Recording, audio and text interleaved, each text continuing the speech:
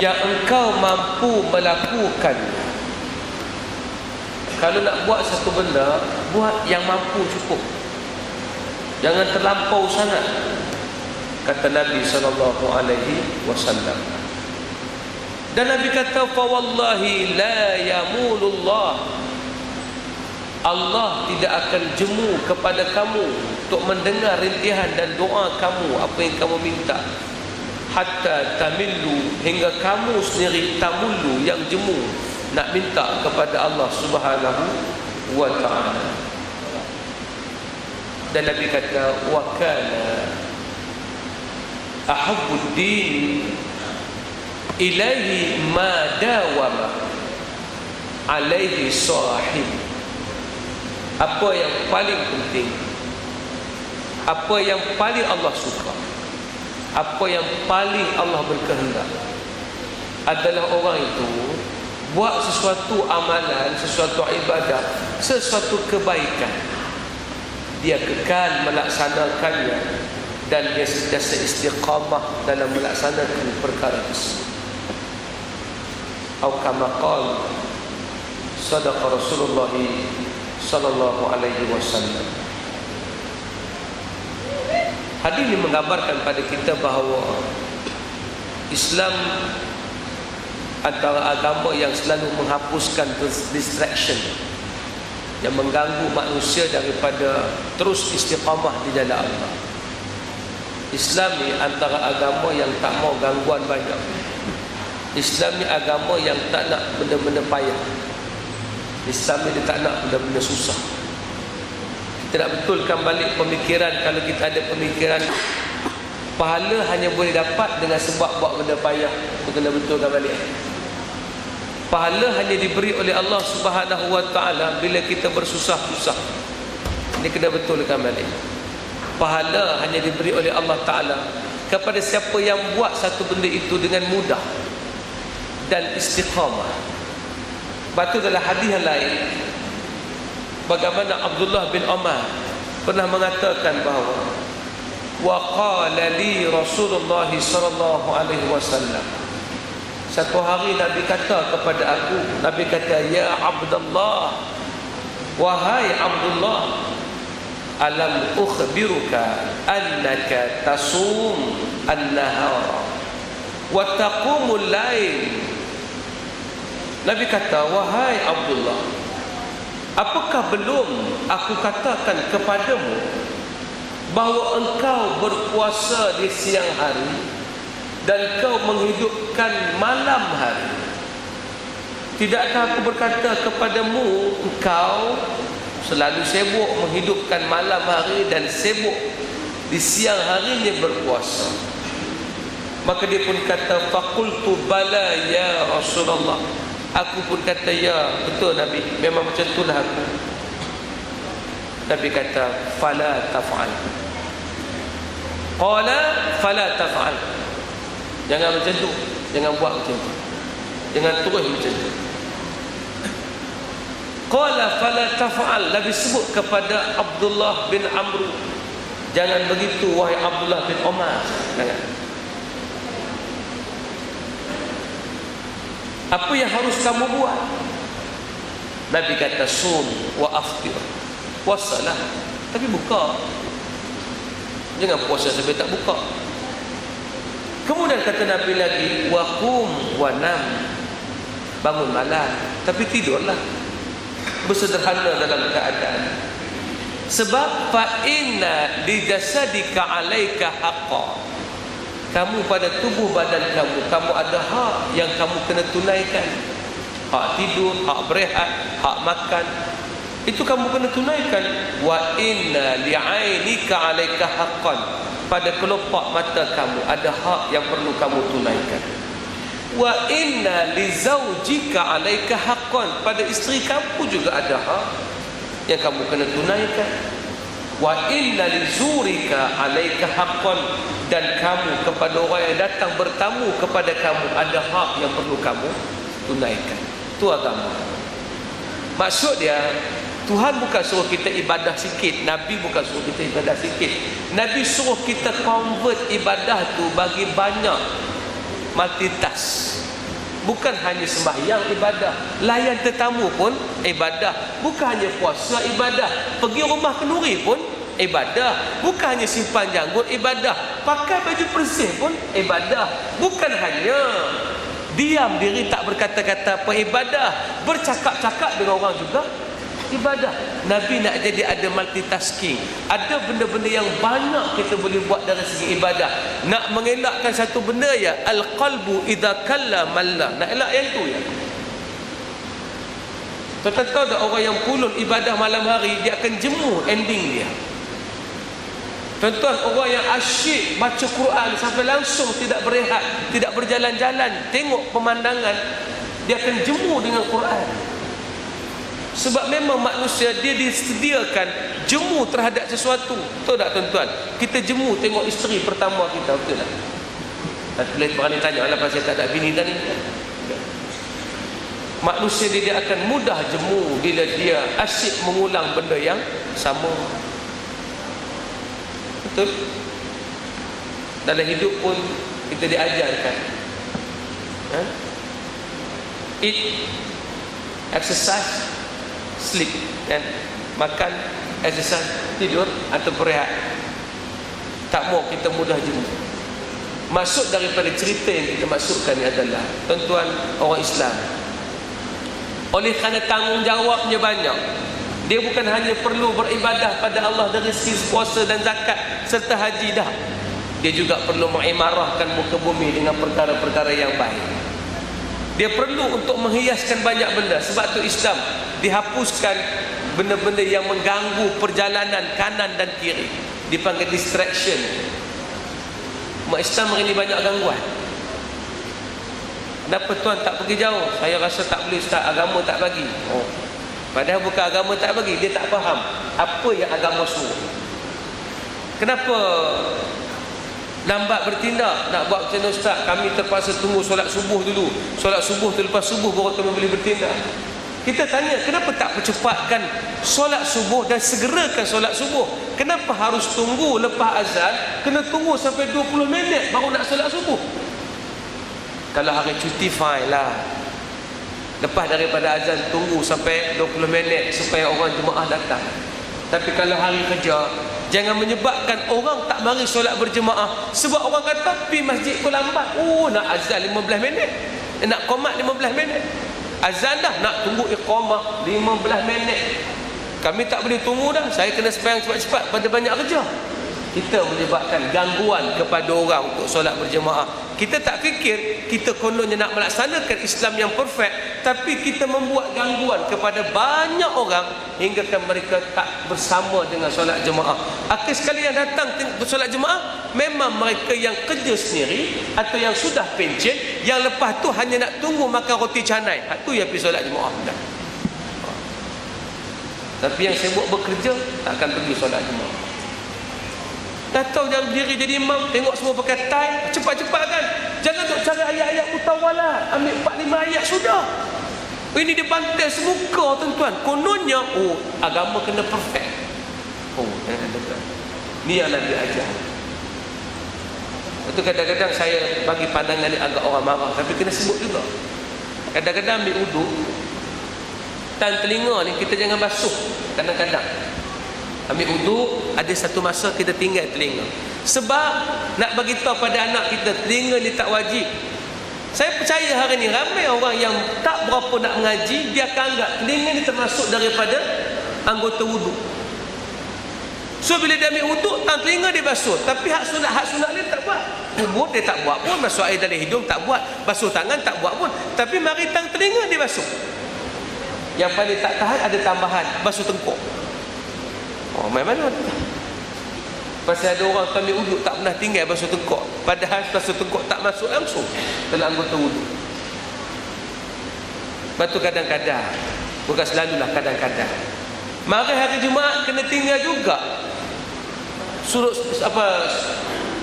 sujud sejadah ni, kena tinggal sekejap. Sebab tak nak orang faham tiap-tiap hari Jumaat kalau tak buat Jumaat tak sah. Takut itu tuan-tuan. Ini pengajaran. Semoga kita berjalan agama itu cantik. Begitu juga dengan kehidupan. Mudahkah urusan orang? Jangan sempitkan. Bila orang datang mengadu, ustaz, saya ni baru ni tersebut gini ke isteri saya sebut, kalau hang rasa tak puas hati dengan apa, pergi balik rumah mak, aku tak mau duduk dengan hang, aku benci tengok hang, pergi balik. Jatuh talak ke ustaz? Tuan-tuan kena jawab terus, tidak jatuh talak. Tuan-tuan tak payah tanya, ada niat tadi tak? Tak payah tanya, tak itu talak. Sebab lagi belum ada perkataan talak dan belum ada perkataan cerai, itu dikira tidak jatuh talak. Sebab tugas kita menyelamatkan rumah tangga orang, bukan memusnahkan rumah tangga orang. Itu cara Islam fikir. InsyaAllah kalau ini yang kita ada, Islam akan pergi jauh. Sebab kita cakap tentang Islam move forward, bukan Islam yang tunggu dan tidak berjalan. Saya memperjuangkan Islam yang ke depan, ke depan, ke depan, ke depan. Tuan-tuan buka satu ayat yang Islam suruh kita tunggu, tak ada tuan. Tak ada ayat Islam suruh fantazir, tunggulah kamu, tak. Semuanya wasari'u, ulaika yusari'una fil khairat wa hum laha sabiqun. Allah rakam dalam Quran, mereka bersegera kepada kebaikan dan mereka sentiasa berlomba jadi orang nombor satu. Ni Quran istilahkan orang beriman. Tapi otak aku ini semua cakap tunggu sekejap, jangan, tunggu, berhenti, ingat. Ayat-ayat ini banyak membantutkan perjalanan. Ayat itu bagus bila umat Islam sudah berjaya. Tuan-tuan kena betul ayat. Kalau umat Islam semua sudah kaya, menguasai kembali, sistem dimiliki oleh umat Islam.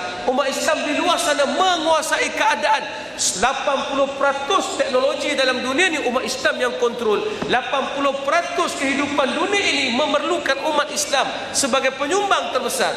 Ketika itu kita kena baca balik hadis-hadis yang mengugut mereka-mereka yang kaya dan lupa diri. Kita kena baca balik hadis-hadis yang mengugut mereka yang gunakan dunia sampai terlupa Allah Ta'ala. Tapi di saat umat Islam belum memiliki, kita tak boleh baca hadis-hadis yang bila dibaca pada umat Islam dia tak mau bergerak. Jangan. Dia kena baca hadis-hadis yang menyebabkan umat Islam dengar hadis tu, dia move dan dia bergerak, dia achieve more, dia go further. Kita nak gitu tuan-tuan. Sebab tu Nabi tak nak menyusahkan orang. Tanggungjawab Islam banyak dan harus diambil tanggungjawab itu sebagai perjalanan menuju Allah Subhanahu wa Ta'ala. Terakhir tuan-tuan, dalam hidup hari ini maka kita hendaklah berlumba, tak boleh tunggu. Macam saya sebut tadi, banyak ayat yang cerita pasal berlumba. Wasabiqun as-sabiqun, orang yang berlumba-lumba tu memang akan sentiasa di depan. Tuan-tuan, falsafah paling besar, falsafah paling besar, kenapa Nabi suruh setiap kali kita datang solat berjamaah, setiap kali datang solat jemaah, nampak saf kosong, injak ke depan, nampak saf kosong, injak ke depan. Dan Nabi suruh rebut saf pertama, as-saful awal. Nabi kata saf pertama, saful awal ula, saf pertama lebih utama, duduk di saf pertama. Apa maksudnya? Nabi nak latih satu psikologi pada kita, bahawa merebut saf pertama bukan maksudnya orang kena semua duduk saf pertama, tak. Maksudnya ada opportunity, ada peluang ke depan, ada ruang ke depan. Jangan ada ruang tunggu bagi orang pi, orang lain pi, tak boleh. Ada ruang ke depan, nampak kosong ke depan, nampak kosong ke depan. Nak latih satu fikiran, nampak saja lubang-lubang kerja yang kosong, nampak saja ruang-ruang baik yang bagus, rebutlah. Karena dalam solat pun Islam dan Nabi suruh merebut yang paling depan, yang paling depan dan yang paling depan. Kalau semua faham konsep itu, alhamdulillah. Tapi dia terhenti dekat rebut sohnya, merebut perut depan, tapi tengah kerja, buat kerja kehidupan, semua duduk belakang.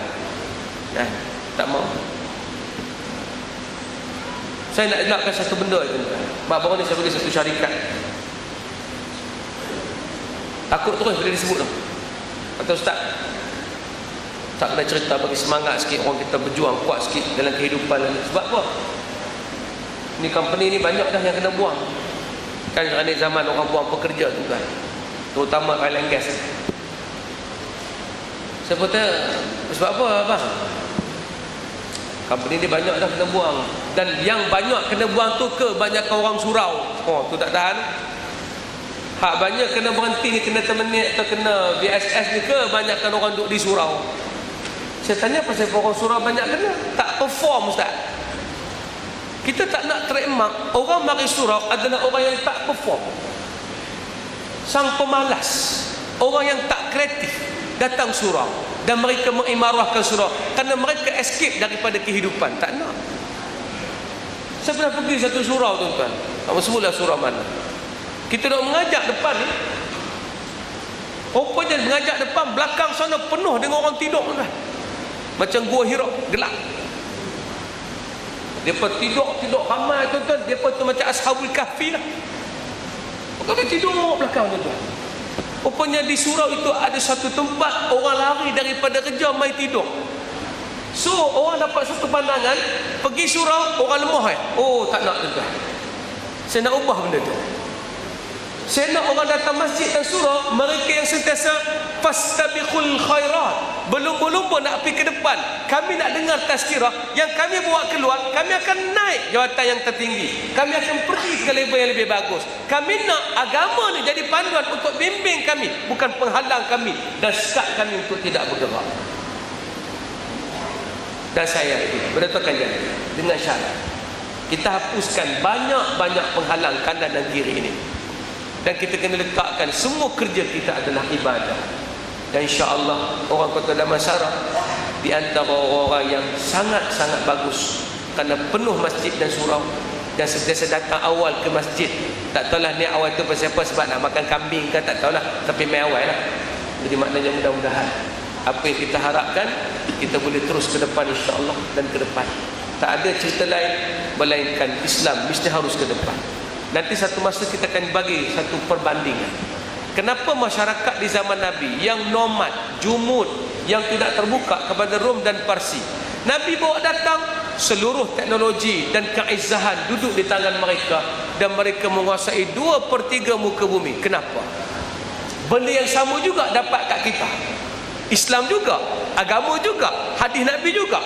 Semua yang Nabi bawa dapat kat kita, tapi kita makin mengesok, meninggalkan dunia ini, duduk dalam satu tabung, satu kelompok, satu tempat yang kita tidak pergi jauh. Persoalannya kenapa? Itu kita hurai nanti insya-Allah. Mudah-mudahan dengan huraian itu kita akan dapat keluar balik dan menjadi sa'izzah Ansar dan Muhajirin yang Nabi iktiraf dalam Quran, yang Allah sebut dalam Quran, as-sabiqunal awwaluna minal muhajirin wal ansar, orang-orang yang dahulu yang mula-mula dengan Islam, Muhajirin dan Ansar. Harap kita masuk kelompok tu insya-Allah, baru sama dengan Nabi SAW. Dan Allah bagi gelaran, kalau tak jadi Muhajirin dan Ansar, Allah bagi gelaran walladzina tabauhum bi ihsan, mereka yang follow jalan Muhajirin dan Ansar, radhiyallahu anhum wa radu'an. Tu pengiktirafan Allah. Allah redha kepada mereka. Ini kita beza, kita nak kena cari redha Allah. Allah redha dulu pada mereka, dan waradu'an, mereka redha kepada Allah Subhanahu wa ta'ala. Mudah-mudahan Allah bagi rahmat dan kebaikan. Dan itu saya nak sampaikan pada hari ini. Dan di tangan saya ada beberapa CD di luar sana insya-Allah. Ini CD-CD yang kita boleh dapatkan menjadi insan terbaik. CD-CD ni tuan-tuan kita belilah sebagai suatu kod-kod. Ada anak-anak masuk kereta, kita boleh juga pasang, dengar dan sebagainya, agar kita nak bagi jiwa besar pada mereka, supaya anak-anak ni juga ada perasaan nak bawa agama. Isteri juga support apa yang kita buat. Jadi sini-sini kita selalu cerita benda-benda yang positif, bawa ke arah ke depan insya-Allah. Jadi mudah-mudahan dengan tuan-tuan beli sini-sini ni dapatlah tuan-tuan sebarkan agama bersama insya-Allah. Dan ada tabung untuk sekolah saya Sultan Maqas. Mudah-mudahan semangat itu dapat diteruskan, kerana kami banyak benda nak buat tuan-tuan untuk dakwah. Dan kita nak pergi level lain tuan-tuan, nak bentuk pendakwah, nak buat kerja-kerja yang biar Islam boleh pergi jauh. Di samping kita teruskan dengan hafazan kanak-kanak 3 tahun sampai 6 tahun, dan kita sedang nak fight ni tuan-tuan, untuk ajar benda-benda yang budak-budak ke depan nanti akan dapat hidup survive walaupun mereka tidak minta kerja dengan orang. InsyaAllah saya sedang nak set up sebenarnya saya beritahu apa benda dia, tapi minta bantuan tuan-tuan dulu untuk supaya sekolah ini dapat berjalan dengan baik insyaAllah. Jadi tabung di luar sana insyaAllah. Mudah-mudahan semangat kita mendapat kebaikan. Assalamualaikum warahmatullahi wabarakatuh.